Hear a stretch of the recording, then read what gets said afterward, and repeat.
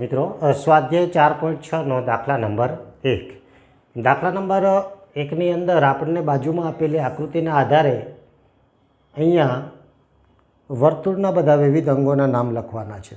બાજુમાં આપણને અહીંયા આકૃતિ આપી છે. આકૃતિની પહેલાં તમને સમજ આપી દઉં. આકૃતિની સમજ આપી દઉં છું એટલે સમજમાં પહેલાં બરાબર તમે ધ્યાનપૂર્વક સાંભળજો એટલે તમને ખ્યાલ પડશે કે અહીંયા આ વર્તુળ દોરેલું છે. વર્તુળનું જે મધ્યમાં બરાબર સેન્ટરમાં હોય એને વર્તુળનું કેન્દ્ર કહેવાય. એટલે ઓ છે એ કેન્દ્ર છે, બરાબર. આ ઓ છે એ કેન્દ્ર છે. પછી તમે જુઓ આ બરાબર લાઇનિંગ કેન્દ્રમાંથી પસાર થઈને સામેની સપાટીએ પહોંચે છે વર્તુળની. જ્યારે કેન્દ્રમાંથી સળંગાને પહોંચે આને કહેવાશે વ્યાસ. કેન્દ્રમાંથી સપાટી સુધીના અંતરને કહેવાય ત્રિજ્યા. એટલે ત્રિજ્યા છે એ વ્યાસ કરતાં અડધી હોય. ત્રિજ્યા છે એ વ્યાસ કરતાં અડધી હોય.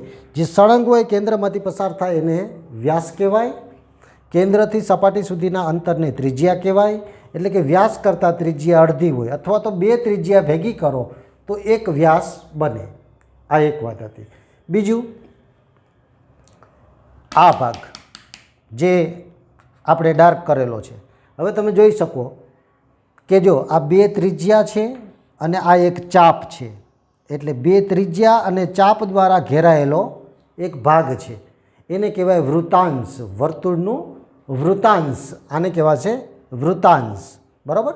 પરંતુ એમાં બે ત્રિજ્યા દ્વારા અને એક ચાપ દ્વારા જે ઘેરાયેલો પ્રદેશ હોય વર્તુળનો એને કહેવાય વૃત્તાંશ. ત્યાર પછી ઉપરનો એક ભાગ ઘેરાયેલો આપણને જોવા મળે છે. એમાં આપણે જોઈએ કે જો એક ચાપ છે, આને ચાપ કહેવાશે, આ ચાપ, બરાબર. અને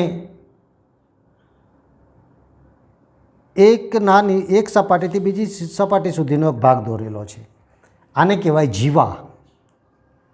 જીવા જ્યારે કેન્દ્રમાંથી પસાર થાય તો એ વ્યાસ બની જાય, બરાબર. બાકી વર્તુળના બાકી એક સપાટીથી બીજી સપાટી સુધી દોરેલો કોઈ પણ જે આ લાઇનિંગ છે આને આપણે જીવા તરીકે ઓળખીશું. એટલે અહીંયા જીવા કોણ છે? ઈડી. પણ જીવા છે એ જ્યારે કેન્દ્રમાંથી પસાર થાય તો એ વ્યાસ બની જાય. એટલે આ ભાગનું નામ આપણે શું કહેવાનું છે એની વાત કરું તો કે જીવા અને ચાપ દ્વારા જે વર્તુળનો ભાગ ઘેરાયેલો હોય એને વૃત્તખંડ તરીકે ઓળખવામાં આવે છે. આ વૃત્તખંડ છે, આ વૃત્તાંશ છે, બરાબર. હવે આપણને જે માગેલા પ્રશ્નના આપણે જવાબ એક પછી એક લખતા જઈશું. ચાલો, સૌથી પહેલાં લખવાનું છે વર્તુળનું કેન્દ્ર. તો વર્તુળનું કેન્દ્ર અહીંયા શું છે તો કે બિંદુ ઓ. બિંદુ ઓ એ છે વર્તુળનું કેન્દ્ર. ચાલો, પહેલાંનો જવાબ. બીજું છે ત્રણ ત્રિજ્યાઓ લખો. તો ત્રિજ્યાઓ કોને કહેવાય તો કે કેન્દ્રથી સપાટી સુધીના અંતરને. તો જો આ કેન્દ્રથી આ સપાટી સુધીનું આ એક અંતર, કેન્દ્રથી સપાટી સુધીનું આ બીજું અંતર અને કેન્દ્રથી આ સપાટી સુધીનું આ ત્રીજું અંતર. એટલે ત્રણ ત્રિજ્યાઓ ઓલરેડી આપેલી છે. તો પહેલી ત્રિજ્યા કઈ છે? ઓ એ, બીજી ઓ બી અને ત્રીજી ઓ સી. તો આપણે અહીંયા લખીશું ત્રણ ત્રિજ્યાઓ કઈ છે. પહેલી છે ઓ એ, રેખાખંડના સ્વરૂપમાં એને દર્શાવાય. આ રેખાખંડનો સંકેત છે. ત્યાર પછી આવે ઓ બી અને ત્યાર પછી આવે ઓ સી. આ ત્રણ ત્રિજ્યાઓ. હવે વાત આવી છે વ્યાસ. વ્યાસની મેં તમને વાત એ સી. જીવા જ્યારે કેન્દ્રમાંથી પસાર થાય ત્યારે એ વ્યાસ બને. એટલે કે એ સી એ શું છે? વ્યાસ છે. એને પણ રેખાખંડના સ્વરૂપમાં પણ દર્શાવાય, બરાબર. એ સી એ વ્યાસ છે. ત્યાર પછી અહીંયા કીધું જીવા. જીવા મેં શું કીધું હતું કે વર્તુળના એક સપાટીથી બીજી સપાટી સુધી જે લાઇનિંગ આપણે દર્શાવવામાં આવે છે પરંતુ કેન્દ્રમાંથી પસાર થતી ન હોય તેને આપણે શું કહીશું? જીવા. જીવા છે ઈડી. જીવા શું છે? E D. એને પણ આપણે રેખાખંડના સ્વરૂપમાં દર્શાવીશું. ત્યાર પછી અંદરના ભાગના બે બિંદુઓ. તો અંદર આ વર્તુળ છે.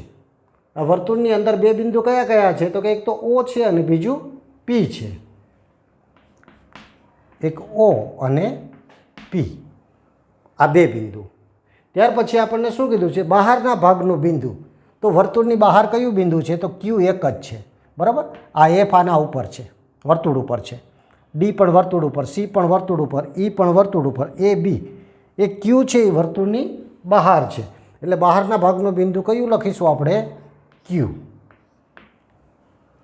ત્યાર પછી વૃત્તાંશ મેં તમને હમણાં વાત કરી હતી એમ વૃત્તાંશ તો શું બે ત્રિજ્યા અને એક ચાપ દ્વારા જે ઘેરાયેલો પ્રદેશ હોય એને શું કહેવાય વર્તુળનો વૃત્તાંશ એટલે એને આપણે લખવું હોય તો આપણે અહીં લખી શકાય કે બે ત્રિજ્યા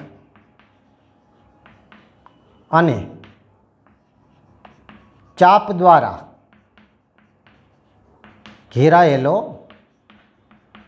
પ્રદેશ એને કહેવાય છે વૃત્તાંશ. અહીંયા વૃત્તાંશ કયું છે OAB એને લખાય આ રીતે OAB એ આપણું વૃત્તાંશ છે. ત્યાર પછી આવ્યું વૃત્તખંડ. વૃત્તખંડ તો કે જીવા અને ચાપ દ્વારા ઘેરાયેલો પ્રદેશ તો આપણે લખીશું અહીંયા કે જીવા અને ચાપ દ્વારા ઘેરાયેલો પ્રદેશ એને આપણે EFD તરીકે દર્શાવીશું. EFD આ બધા જ વર્તુળના અંગો છે વિદ્યાર્થી મિત્રો. એટલે આ રીતે આકૃતિ ઉપરથી તમે દરેક વર્તુળના અંગોના અહીંયા નામ લખીને તમે દર્શાવી શક્યા છો. એટલે આ રીતે વિદ્યાર્થી મિત્રો વિડીયો જોઈ દાખલા શીખતા રહેજો, તમારા મિત્રોને શેર કરતા રહેજો, લાઇક કરતા રહેજો અને આ ચેનલને સબસ્ક્રાઈબ કરતા રહેજો.